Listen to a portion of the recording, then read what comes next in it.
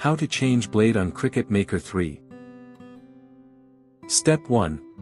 Open the accessory clamp B. Step 2. Pull out the blade housing. Step 3. Push the plunger on top of the housing. Step 4.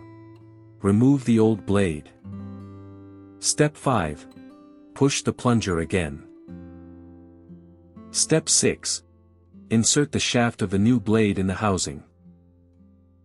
Step 7. Insert the housing back into the accessory clamp B. Step 8. Close the housing.